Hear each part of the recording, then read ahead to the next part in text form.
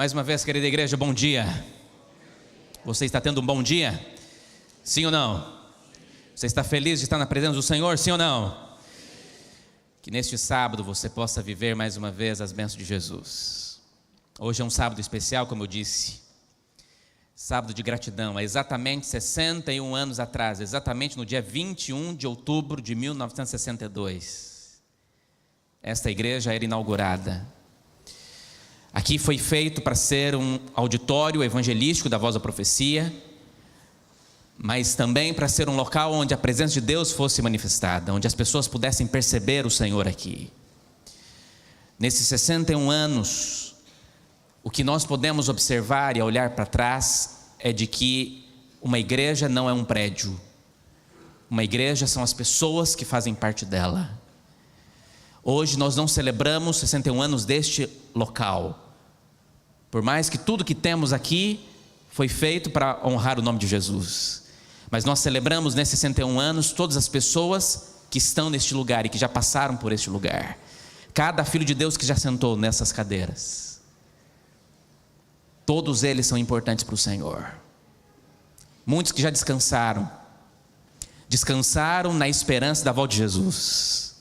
Muitos que se afastaram, mas que receberam a semente do Evangelho neste lugar, e que ainda podem ser resgatadas pelo poder do Espírito Santo, e podem ser resgatadas pelas mãos de pessoas como você, que vão atrás.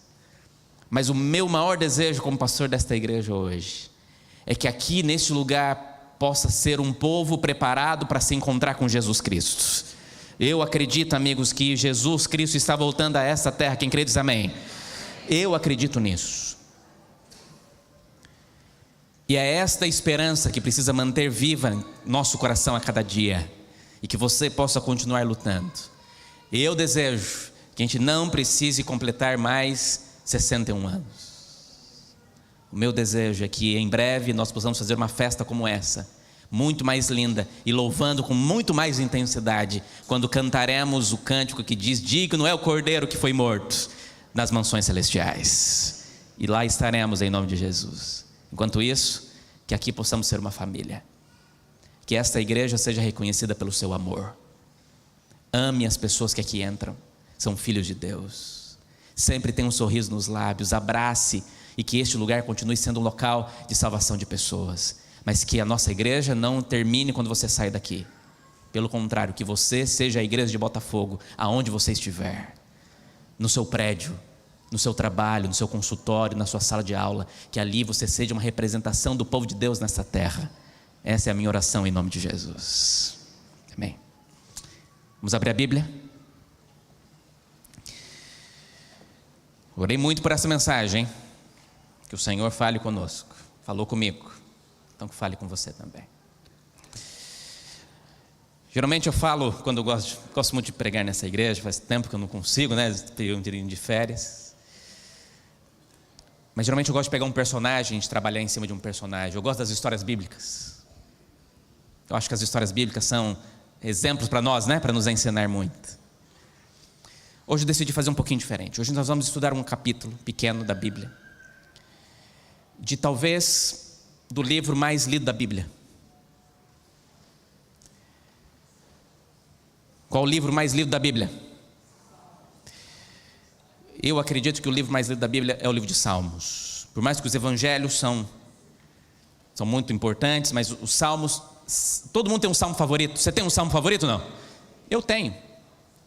Foi o primeiro texto bíblico que eu aprendi. Na minha cama, quando eu era criança, na frente da minha cama tinha um quadro de gesso. Quem lembra desses quadros de gesso? Se você lembra do que é um quadro de gesso,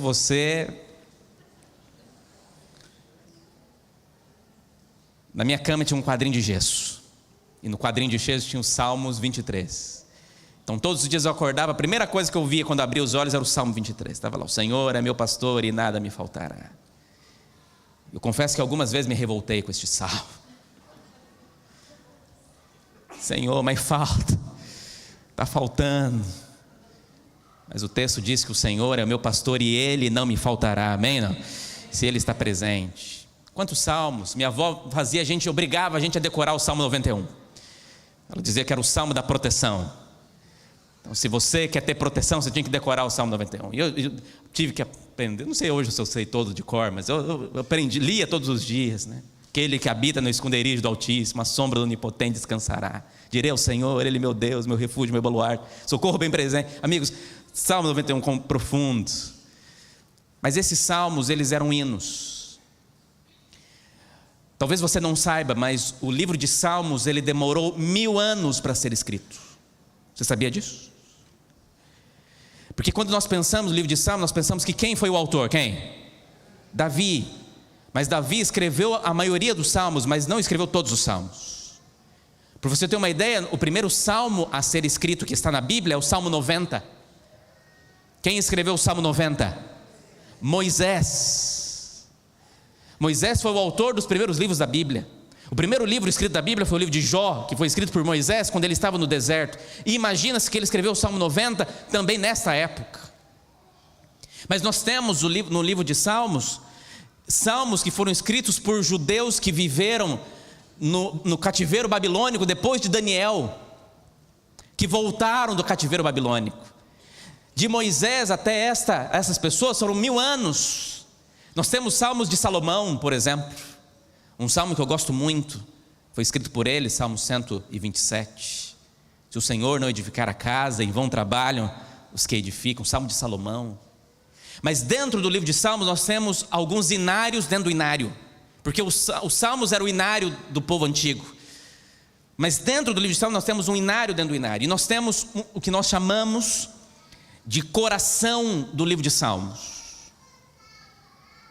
Só para você entender aqui aonde nós vamos chegar. O que é o coração do livro de Salmos? Existem 15 salmos, uma sequência, uma série de 15 salmos, que é considerado salmos que são chamados de salmos de romagem, salmos de peregrinação. São 15. Começa no Salmo 120 e vai até o Salmo 134. Vou dar uma tarefa para a igreja hoje. Essa semana eu quero te convidar a ler os salmos de romagem da Bíblia. Pode ser, não? Então anote aí, do Salmo 120 até o Salmo 134. O que era um salmo de peregrinação? Eram salmos que Deus escolheu, hinos que Deus escolheu e inspirou pessoas a escrever, que eram cantadas, não eram hinos que eram cantados na igreja, eram hinos que eram cantados enquanto as pessoas saíam das suas casas para ir a Jerusalém para adorar a Deus. Todo judeu naquela época tinha que pelo menos uma vez por ano ir a Jerusalém, ir até Sião para que pudesse adorar. E durante esse período eles iam, e geralmente eles iam em caravanas, porque existiam salteadores no caminho, pessoas que infelizmente roubavam esses peregrinos. Então eles iam em grupos para que pudessem ter proteção. E enquanto eles iam em grupos, eles não iam calados, eles eram felizes, e eles iam cantando e louvando a Deus e dizendo das bênçãos do Senhor. E eles escolheram 15 hinos, que eram os hinos que eles iam cantando. Eu e a minha esposa temos lá uma playlist de músicas que nós cantamos enquanto nós vamos para Minas nas férias. Depois temos uma playlist de músicas que cantamos quando nós voltamos de Minas para o Rio de Janeiro. São hinos, a gente fala que são os nossos hinos de peregrinação, que a gente vai lembrando da nossa terra, que vai lembrando da nossa casa, e a gente vai pensando da alegria que é poder estar com a nossa família, mas também com a alegria de poder voltar para casa. Não tem essa lembrança? A música tem esse poder. Quem já não ouviu uma música que te fez lembrar da infância? Porque a vida é assim, a vida é feita de memórias. Quem não comeu aí alguma coisa que falou assim, isso aqui tem gosto de infância? Qual que é o gosto de infância? É aquilo que você lembra de momentos especiais, um cheiro, um perfume. No meu caso é uma música, músicas que lembram momentos específicos da minha vida. Quando cantou aqui, Deus de aliança, Deus de promessas, Deus que não é homem para mentir, eu lembrei da minha época de comportagem, nas férias, saindo pelas ruas. Eu comportei no Tocantins, comportei no Pará, comportei em Belo Horizonte, comportei no interior de Minas, comportei em Londrina, no Paraná, tantos lugares, às vezes andando nas cidades que eu não conhecia ninguém, e eu andava e cantava: Senhor, o Senhor é Deus de promessa, eu não sei o que eu vou fazer hoje, eu não tenho dinheiro para comer hoje, mas o Senhor vai abrir as portas. E toda vez que eu lembro, que eu canto essa música, me lembra das histórias que eu passava, vivendo ali, sonhando com o dia que eu poderia voltar para a faculdade para continuar o meu sonho de ser pastor. As músicas têm esse poder, têm essa alegria. Eu estou brincando com a minha esposa que a música que eu mais tenho cantado ultimamente é Não Chore, Quem Cuida de Você Não Dorme. Essa tem sido a minha favorita ultimamente. Cada um tem a sua música do coração. Mas eu separei, amigos, e eu gostaria muito que este salmo que nós vamos ler fosse a voz de Deus para você hoje. Eu queria ler com você. Então, como nós vamos fazer? Nós vamos ler o texto inteiro, depois nós vamos tentar entender a mensagem do texto e terminamos com as 3 aplicações. Vamos juntos? Então abra aí. Salmo 126. Lembre-se que Salmo não tem capítulo, né? Está errado você dizer Salmo capítulo 126, não existe. É um hino, né? Então é um Salmos 126. Este Salmo 126 está dentro dos salmos de peregrinação.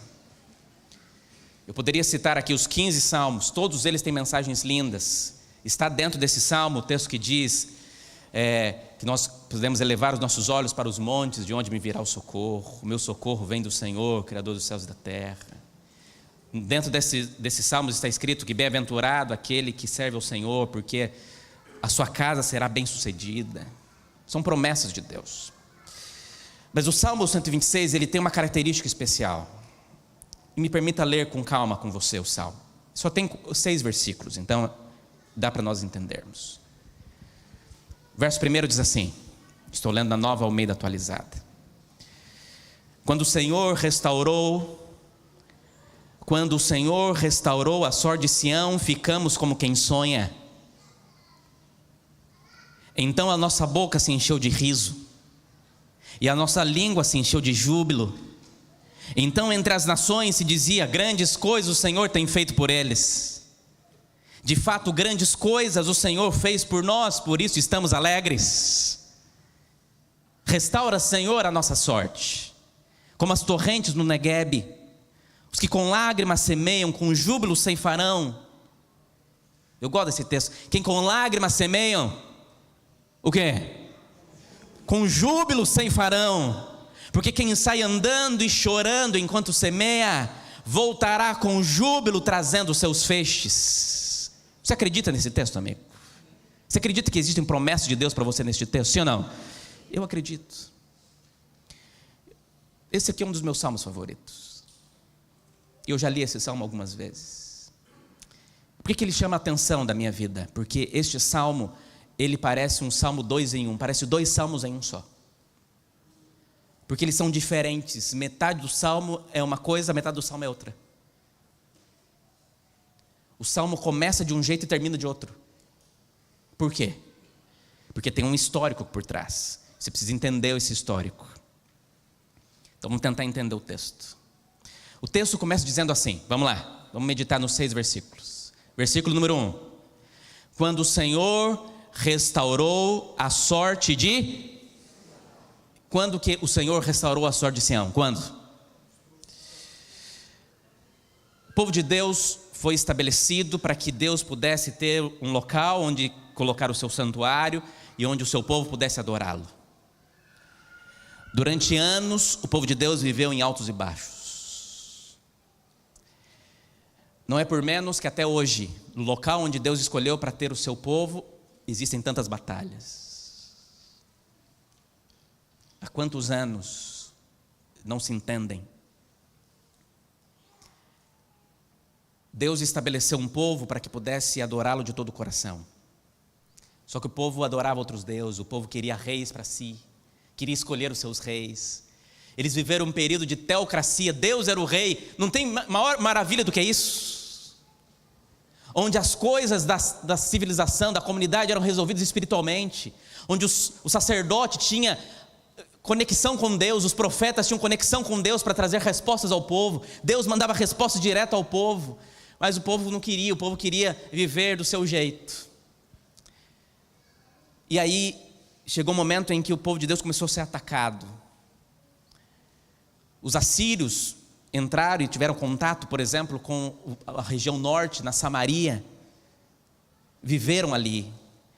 Mas chegou um momento em que Deus levantou profetas para dizer ao povo de que se eles não mudassem de vida, se eles não se arrependessem, de que eles seriam levados para outra terra. E eles foram levados para outra terra, lá para a Babilônia. E a profecia era que eles ficariam em Babilônia por quantos anos? Quantos anos? 70 anos. Profetas de Deus foram levados para lá.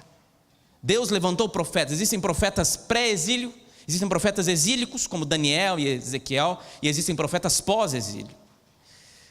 70 anos, eu já preguei sobre Daniel aqui, e Daniel ele foi extremamente importante, porque ele entendeu a essência. O povo só voltaria para Jerusalém se eles fizessem o quê? Se eles orassem.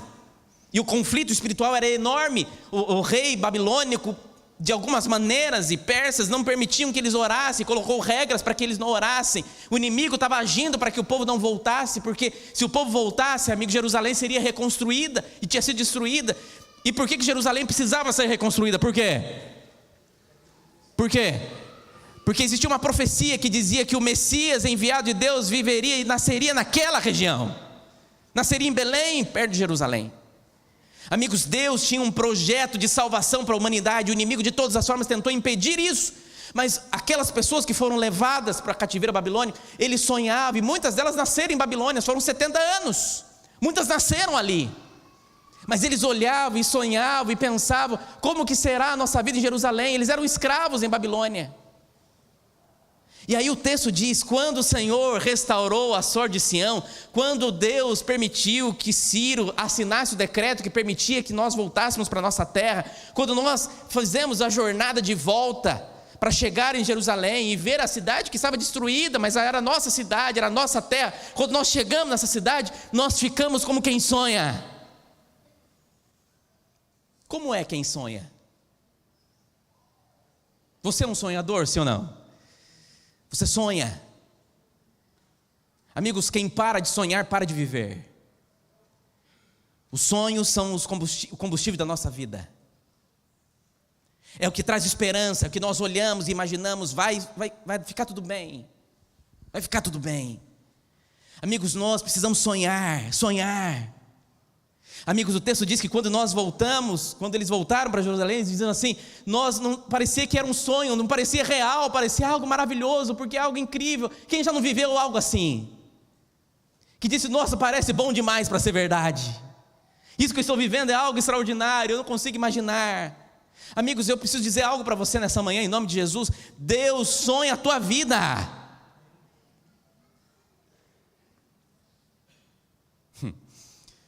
Quando Daniel nasceu, alguém reclamou, pastor, você está falando muito do seu filho. Eu falava, antes dele nascer, imagina agora que nasceu. Então paciência, amigos, é pai de primeira viagem, apaixonado por um bebezinho, que vocês vão conhecer em breve. Mas quando Daniel nasceu, eu sonhei a vida dele. Todo dia eu olho para ele, eu sonho a vida dele. Por que não é assim? E se eu que sou um pai pecador, que falho, será que Deus não sonha a tua vida? Amigos, antes de você nascer, Deus sonhava a tua vida. Isso não quer dizer que Deus predestinou a tua vida, sabe? Você tem liberdade para escolher. Mas Deus me ensina num salmo, por exemplo, o Salmo 139, que eu posso orar todos os dias, dizer assim, Senhor, sonda-me e conhece o meu coração, vê se há em mim algum caminho o quê? Mal, e me guia pelo caminho eterno. Em outras palavras, é Deus dizendo assim, Senhor, vê se a minha vida está de acordo com os teus sonhos.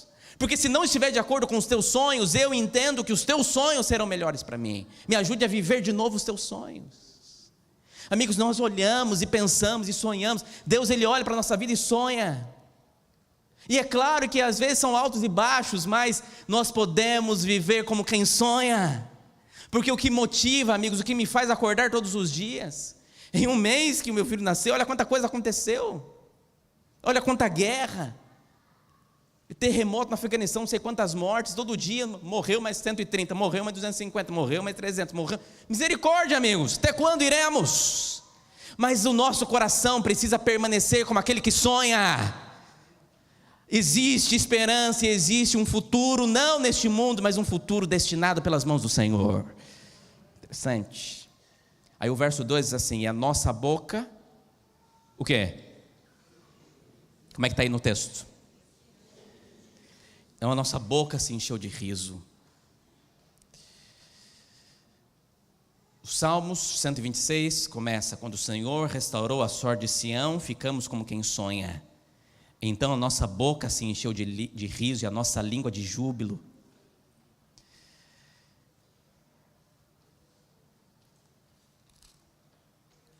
Vira as páginas da sua Bíblia um pouquinho, vá no Salmo 137.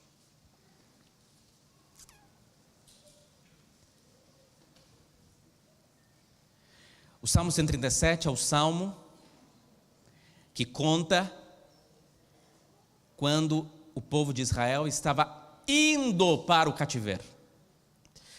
Então, aqui a ordem está meio invertida, né? Então, qual que é a diferença de tempo do Salmo 137 para o Salmo 126? Deixa eu ver se você está entendendo. Quantos anos? Do Salmo 137 para o 126 tem quantos anos de distância?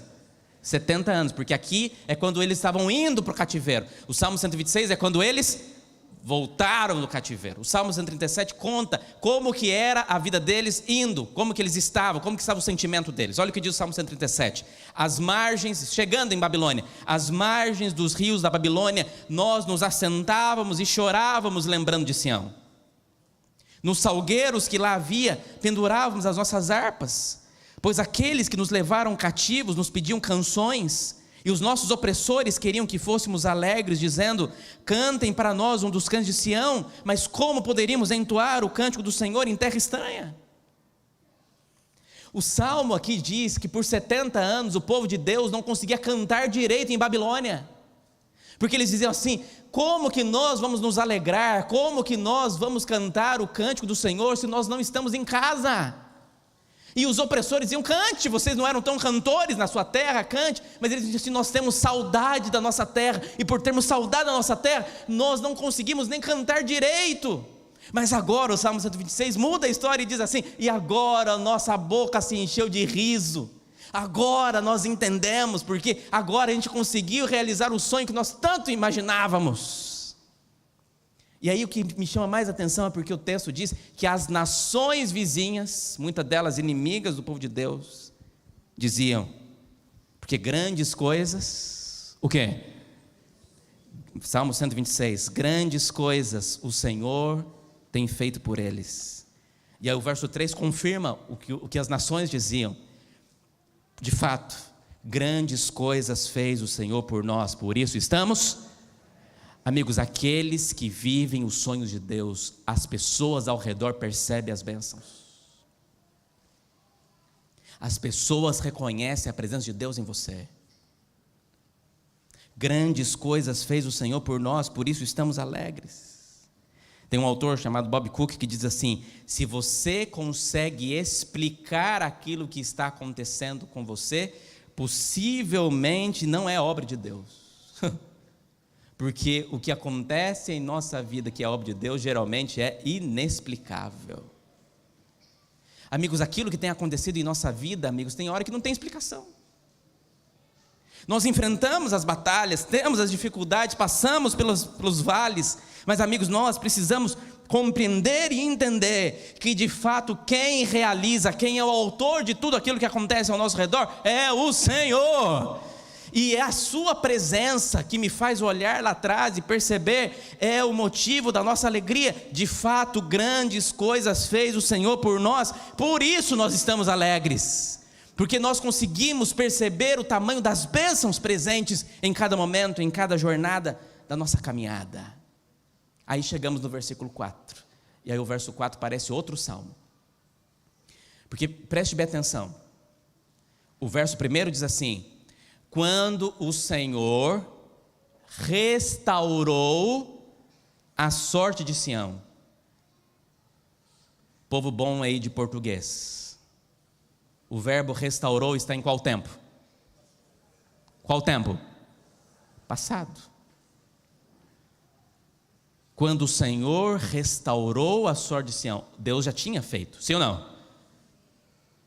Mas o verso 4 tem outro verso: restaura, Senhor, a nossa sorte. Em qual verbo está o verso, a palavra restaura no versículo 4? Em qual tempo? Restaura, Senhor. Mas Deus já não tinha restaurado?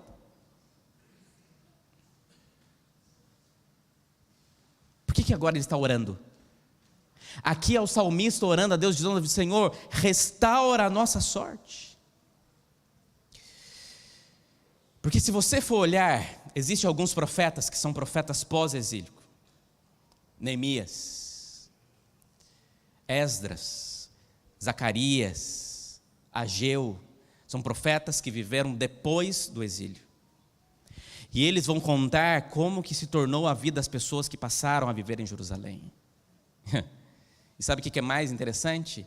É que a maioria deles começaram a se perder de novo.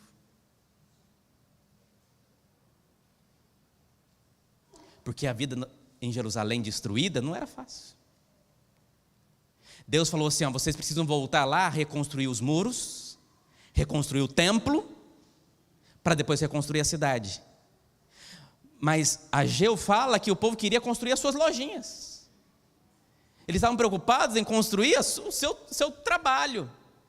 Deus falou: eu vou dar condições para vocês conseguirem construir o templo. Vocês precisam começar do jeito certo, precisam começar pelo centro, e o centro precisa ter o centro religioso. Vocês voltaram para Jerusalém, e muitos não voltaram, muitos ficaram em Babilônia, mas aqueles que voltaram para Jerusalém tinham que construir, mas eles se perderam no meio da jornada, porque a jornada foi ficando difícil. Peraí, o Senhor restaurou a sorte de Sião, eles voltaram para casa, mas quando eles chegaram em casa, eles perceberam que estar em casa também não é fácil. Tem um autor que diz que a nossa vida é a oscilação entre a ânsia de ter e o tédio de possuir. Não é assim que diz o autor? A ânsia de ter e o tédio de possuir. Nós queremos, mas quando conseguimos, entendemos que o preço a se pagar para ter aquilo que nós temos, também não é fácil.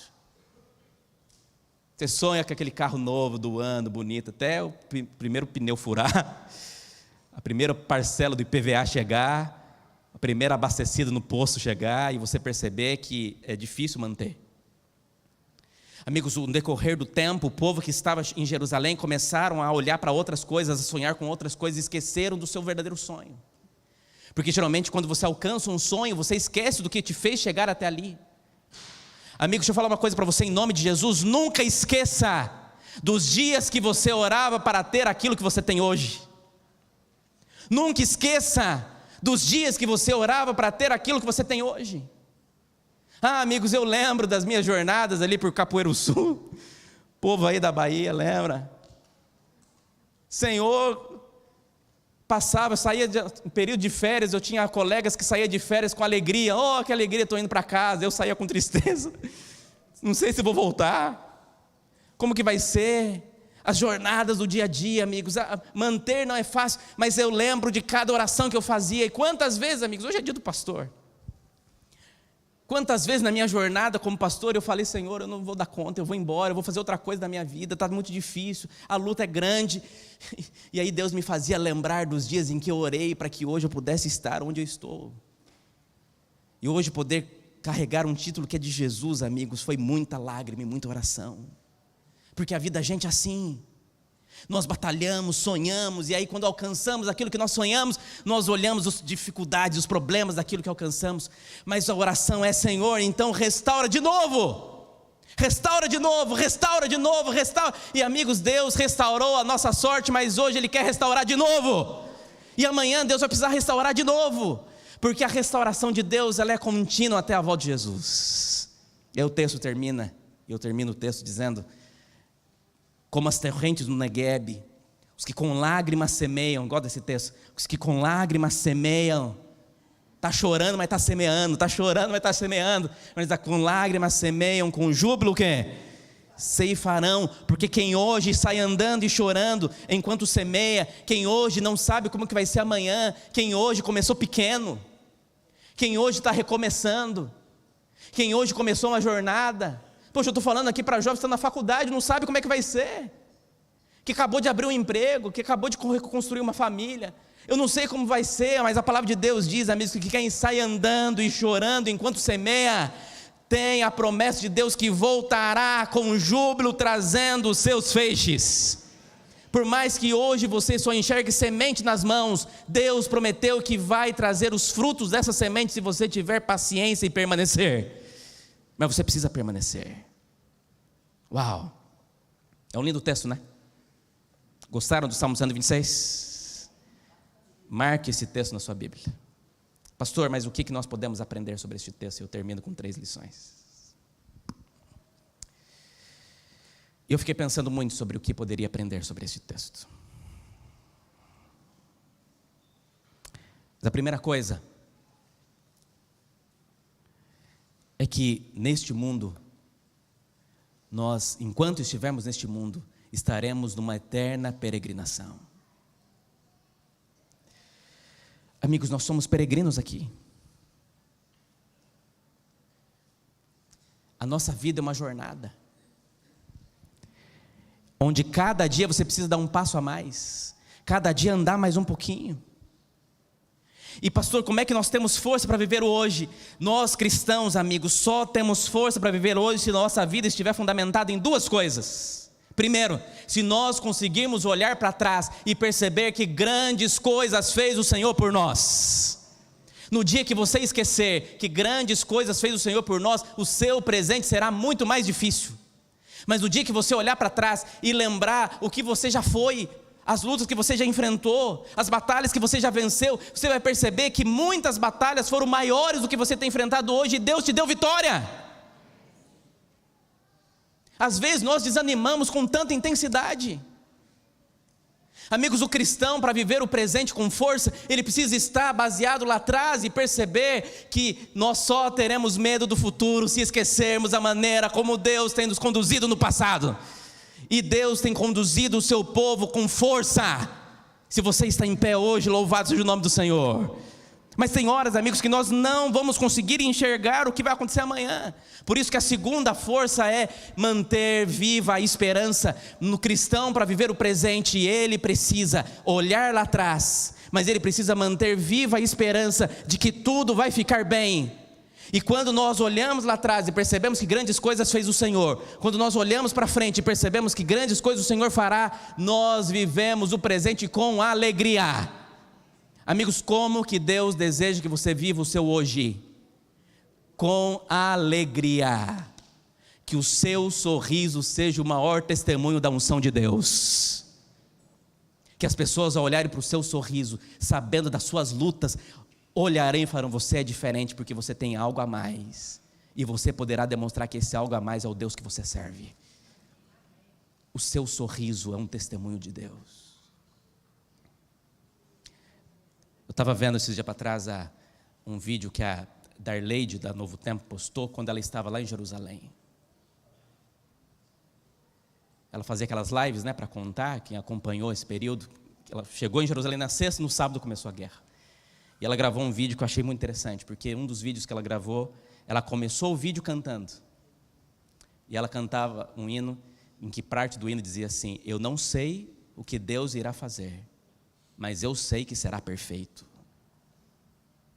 Ela podia ter morrido ali. Ela gravando e bombardeando a cidade atrás. Mas a vida é assim do cristão.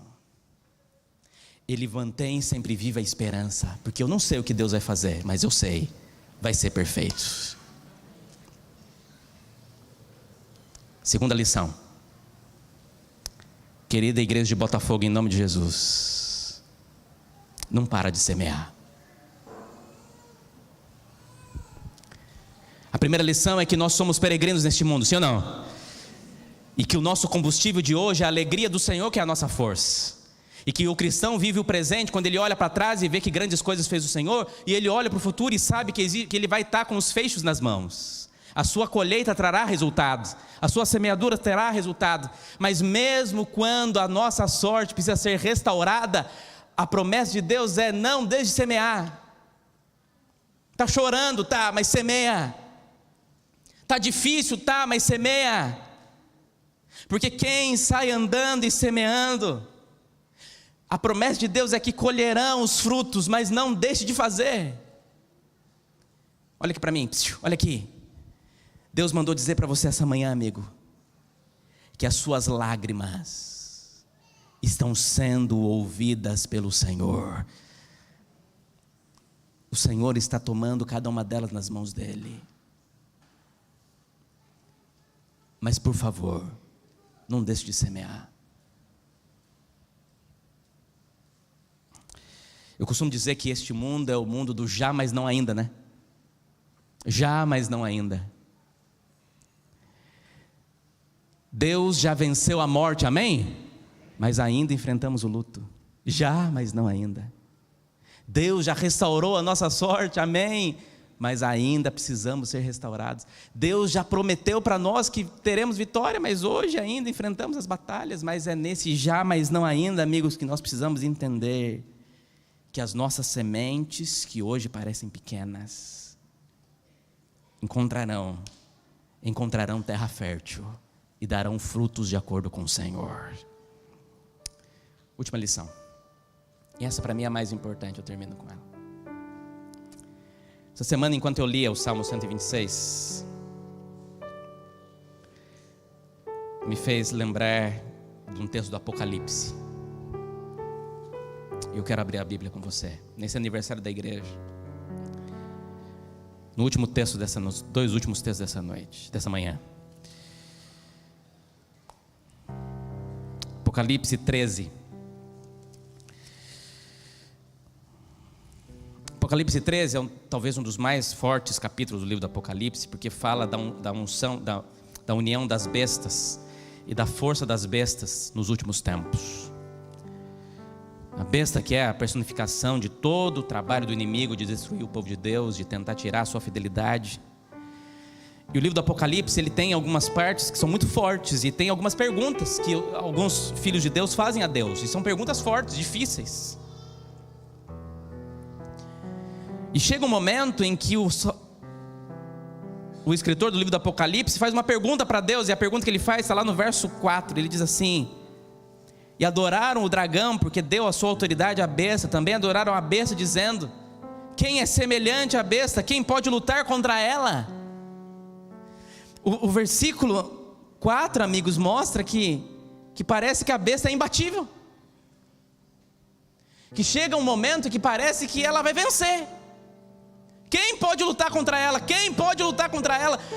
Quem vai? Amigos, e tem momentos da vida que nós olhamos para a situação do hoje em dia e parece, amigos, que de fato nós vamos perder. Esse mundo vai de mal a pior. Quem lutará contra ela? Quem vencerá? As suas artimanhas são fortes, ela tenta de todas as formas, é só destruição. E o mais engraçado é porque Deus não responde no capítulo. Alguém faz a pergunta: quem vai lutar contra a besta? Quem vai sobressair contra ela? E Deus não dá resposta, porque a vida é assim. Tem dia que você vai pedir resposta hoje, a resposta não vem hoje. E no livro do Apocalipse nos mostra isso, são várias perguntas. Alguns capítulos antes, tem um capítulo 7, em que alguém faz uma pergunta para Deus assim: Senhor, até quando nós vamos chorar e pessoas vão morrer? Até quando? E não tem resposta. Mas, amigos, aí que vem a promessa de Deus. A primeira lição que eu falei essa manhã é: nós somos peregrinos neste mundo. A segunda lição é que você não pode parar de semear. Você tem que lançar semente todo dia. Lança semente hoje, amanhã lança de novo. Não está dando certo hoje, lança amanhã de novo. Mas a terceira e última lição é: quando as suas perguntas estiverem sem respostas, espere mais um capítulo. E a pergunta de Apocalipse 13, verso 4: quem irá vencer a besta? Quem irá vencê-la? A resposta não está no capítulo 13, a resposta não está no capítulo 14, a resposta não está no capítulo 15, a resposta não está no capítulo 16, mas você vai encontrar a resposta no capítulo 17. Quando o meu texto favorito do Apocalipse acontece, e onde Deus ele para tudo para responder a pergunta sincera lá do capítulo 13. E do capítulo 17, versículo 14, Deus diz assim: lutarão contra o Cordeiro, e o Cordeiro os vencerá, pois o Cordeiro é o Senhor dos senhores, é o Rei dos reis, e serão vencedores também os chamados, eleitos e fiéis, aqueles que estão com o Cordeiro. A pergunta do capítulo 13 é: quem vai lutar contra a besta e vai vencer? E a resposta chega lá: o Cordeiro lutará e vencerá. Mas não só o Cordeiro vencerá, vencerão todos aqueles que estão com o Cordeiro. Eu não sei qual é a sua pergunta hoje, mas talvez a resposta só vai vir no próximo capítulo. Mas espera mais um pouquinho. A promessa de Deus é clara para mim. O Cordeiro vencerá. Nessa manhã eu quero te convidar a acreditar nessa vitória. Amigos, eu li as últimas páginas da Bíblia. Acredite, tudo vai terminar bem. Parece que hoje está difícil. É difícil, mas vai passar. Só mantenha firme. E por favor, não deixe de semear. Continue semeando. Eu quero te convidar a ficar em pé. A princípio a gente tinha pensado em trazer alguém para cantar a música de apelo. Mas nós queremos fazer diferente. Nós queremos que você cante sobre isso. E para terminar o culto de gratidão a Deus nessa manhã, pelas bênçãos recebidas, por tudo aquilo que o Senhor tem feito nesses 61 anos da igreja de Botafogo, eu quero te convidar a cantar sobre essa vitória. Esses hinos falam sobre gratidão e falam sobre a certeza de que ao lado de Cristo nós somos vencedores. Eu queria que você cantasse isso agora, em nome de Jesus.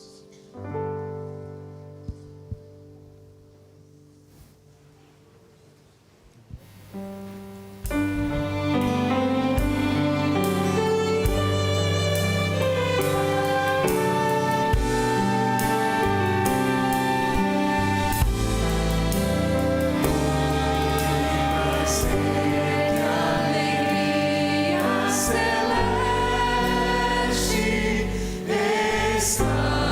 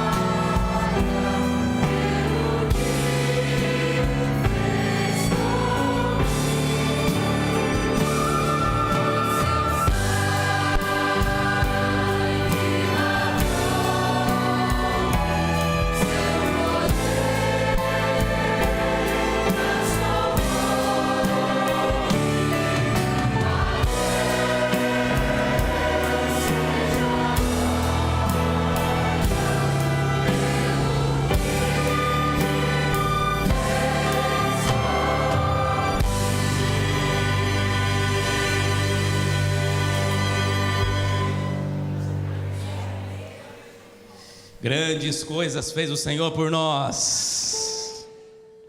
Por isso estamos alegres. Que essa alegria seja a essência da tua vida, em nome de Jesus. Grande Deus. Louvado seja eternamente o nome do Senhor. Ao Senhor toda honra, glória e louvor por toda a eternidade. Toda honra, glória e louvor para todo sempre. Porque como, ó Deus, temos o desejo sincero em nosso coração de cantarmos digno é o Cordeiro no céu.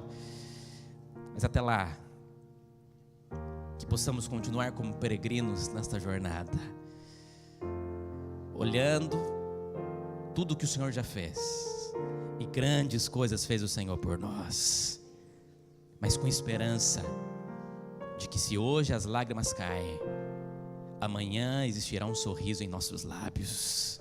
Se hoje semeamos com choro, com tristeza, em breve receberemos a recompensa das mãos do Senhor, e os frutos que o Senhor dará são muito maiores e melhores do que aquilo que estamos plantando. Meu Deus, que nesta manhã, ao voltarmos para casa, que a tua graça nos alcance, que o nosso coração se enche de paz, e que possamos ter a alegria de viver ao teu lado todos os dias, sabendo que durante todos esses anos o Senhor fez o melhor, mas nem se compara com aquilo que ainda o Senhor irá fazer. E nós acreditamos, ó Deus, nos mantenha firmes nessa caminhada. Se alguém entrou nessa igreja essa manhã desanimado, angustiado, triste pelas jornadas desta vida, que a sua vida ao sair desta igreja seja um hino de gratidão e alegria ao Senhor, que ele saia com um sorriso nos lábios, e que o diabo não tire esse sorriso dos nossos lábios, Deus, que as enfermidades deste mundo não tirem esse sorriso, que as dificuldades dessa jornada não tirem esse sorriso, porque estamos nas suas mãos, e o Senhor vai batalhar as nossas batalhas. Conduza a tua igreja e nos fortaleça hoje e sempre, é a minha oração, e ela vai assinada em nome de Jesus, amém? Amém.